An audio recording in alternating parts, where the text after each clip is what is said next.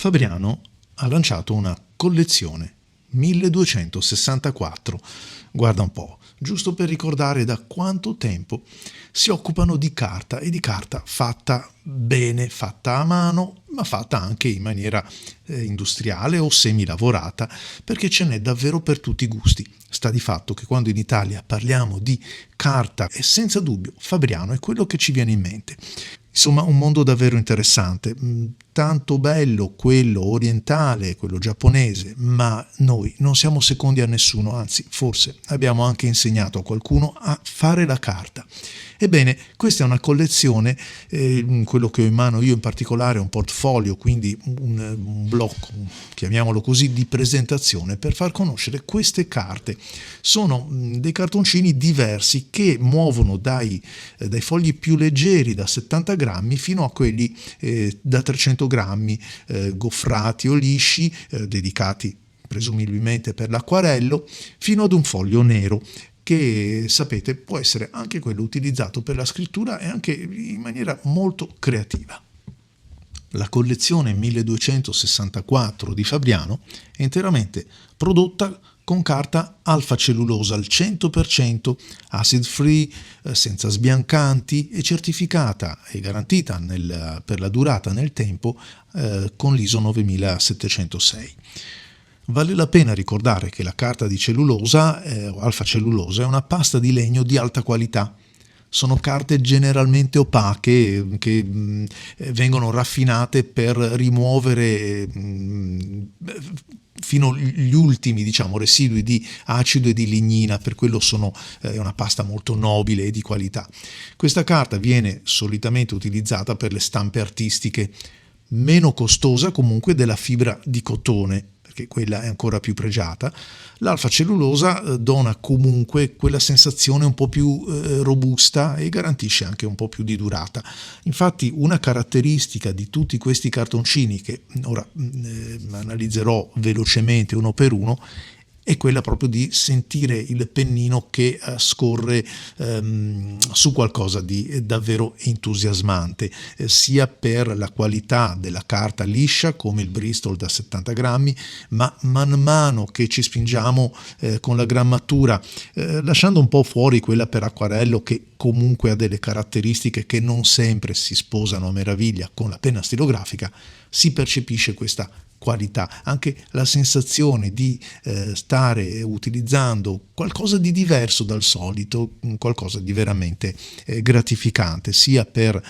la nostra grafia ma anche per le sensazioni che si ricavano sentendo scorrere il nostro pennino preferito o il nostro inchiostro che amiamo di più. Cominciamo dalla Bristol, quella da 70 grammi, denominata anche marker. Una carta con finitura liscia, molto piacevole, sebbene tenete presente che con qualche pennino, soprattutto quelli un pochettino più taglienti, qualche piccolo leggero effetto di diffusione periferica potrebbe andare a interferire con i tagli più decisi, con i gesti gli slanci maggiori della vostra grafia. Inoltre i colori non sono il suo forte, pur essendo una carta bianca con anche una buona intonazione, un bianco caldo, non conferisce quella saturazione, quella brillantezza agli inchiostri colorati. Ci sono carte migliori. Si sale un po' di grammatura e si incontra la Schizzi. Questa però nella edizione 1264 non è la stessa che troviamo invece in quella ordinaria, nel senso che questa carta da 90 grammi, molto piacevole, mi piace molto, sia per l'intonazione con questo avorio abbastanza scuro per essere un avorio deciso, ha una finitura un po' più liscia di quella standard, e allora ecco che viene incontro alle esigenze dei pennini stilografici, mentre l'altra, che è un po' più ruspante, potremmo dire, un po' più grezza, sempre la Schizzi o la Sketch da 90 grammi di Fabriano, è più alla fibra, è molto più esposta e i pennini lì si impuntano davvero molto spesso. Ho fatto anche una prova della Canson recentemente, quella Schizzi da 90 grammi, e la differenza differenza c'è molta. Mentre la serie 1264, che è quella di questa prova, la ritrovo molto più amichevole rispetto ai pennini, e infatti è quella che mi piace davvero molto e non avrei dubbi a sceglierla fra tutta la collezione. La collezione 1264 prevede anche un bel cartoncino da 180 grammi, cartoncino da disegno. La grammatura si sente, stavolta è un foglio che sta bello dritto perché comunque la fibra c'è, la consistenza c'è. A volte aumenta un pochettino lo spessore del tratto perché è fatta così, insomma è una carta con una fibra abbastanza in evidenza e quindi più che penetrare il colore a volte preferisce espandersi in orizzontale, ma non con tutti i pennini. Con quelli più arrotondati ho notato che questo è un effetto abbastanza rilevabile, mentre con altri, quelli un pochettino più appuntiti o più aguzzi, si comporta davvero bene. A me è piaciuta molto per esempio con i pennini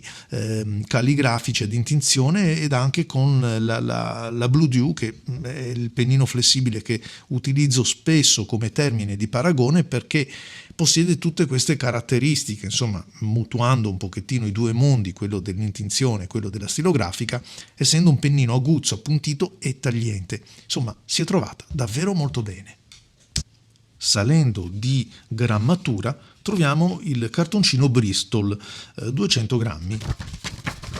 Sì, è proprio un cartoncino, il colore questa volta sì è un bianco caldo molto elegante, come un po' tutta la collezione, intendiamoci, un cartoncino che ha una finitura liscia. E qui si capisce già sfiorandolo con i polpastrelli, ma soprattutto mettendoci il pennino, che abbiamo a che fare con una carta orientata un pochettino più sulla brillantezza, quindi fibra compatta e quindi il colore se ne giova, brillantezza perché anche il contrasto e la capacità di rendere la tinta del nostro inchiostro senza dubbio diviene più apprezzabile. È anche vero che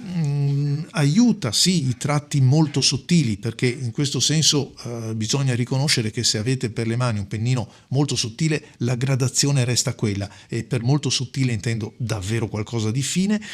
Manca forse un pochettino la capacità di accordarsi con tutti i tipi di pennino. Qualcuno comincia a scivolare un po' troppo su questo tipo di finitura. Comunque mi è piaciuto molto, sono davvero indeciso fra questo e quello da 180 grammi, di sicuro il 90 è quello che fino adesso mi è piaciuto di più. Comunque credo che chiunque possa riconoscere in queste carte una qualità diversa da quelle abituali, e già questo vale in parte il prezzo della corsa, perché indubbiamente è bello per ciascun appassionato poter misurarsi anche con un'esperienza un po' diversa da quella abituale e sentire come il pennino risponda in maniera diversa e magari adeguare anche la nostra mano, la nostra grafia a qualcosa che può avvantaggiarci, può spingerci verso anche una ricerca personale, quella verso il miglioramento della nostra grafia. Ho provato anche la carta da 300 grammi, eccola qua, questo è l'acquarello, una carta che ha una finitura buccia d'arancia, si sente, ma del resto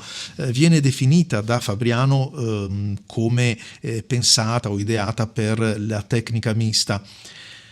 La stilografica, soprattutto quelle con una punta un pochettino generosa, parlo di corsivi, parlo di italici, mi hanno dato delle buone sensazioni, e lasciando però un po' fuori tutta quella via di mezzo, il medio, il fine, per poi invece ritrovare una buona sensazione, un buon feeling con i pennini extra fini. È come se riuscissero in un certo senso a surfare su questa goffratura e quindi bene, molto precisi, buona anche la resa del colore, ma del resto insomma tecnica mista, racchiude un po' tutto, è un po' come sempre ci troviamo di fronte a quel voler accontentare tutti e poi si finisce per non accontentare nessuno in particolare, ma questa è una carta che comunque mi piace, anche se non la comprerei perché non la trovo particolarmente indicata per la penna stilografica, essendoci dei cartoncini o dei fogli ben migliori, ecco, per l'utilizzo dei nostri pennini. Analogo commento lo riservo alla carta acquerello da 300 grammi, che è la penultima di questa collezione, l'ultima che ho provato perché non ho messo le zampe su quella da 200 grammi tinta in nero, perché non rientra al momento fra le mie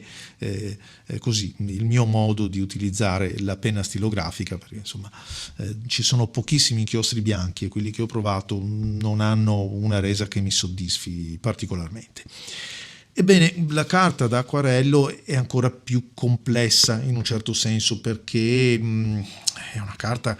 dove veramente il pennino fa motocross su questa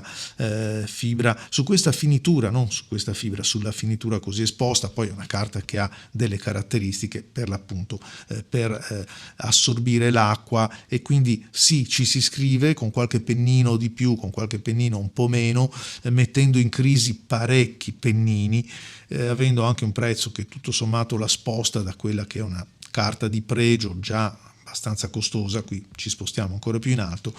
insomma non è quella che ho preferito, ma è pur sempre una bella esperienza. Anche la tinta è un avorio che ai miei occhi sì, piace, però viene un po' scurito dalla finitura. Insomma, ci sono altre carte in questa collezione che mi sono piaciute di più, senza dubbio quella da 90 grammi su tutte. A voi amici, grazie, vi aspetto ai prossimi video.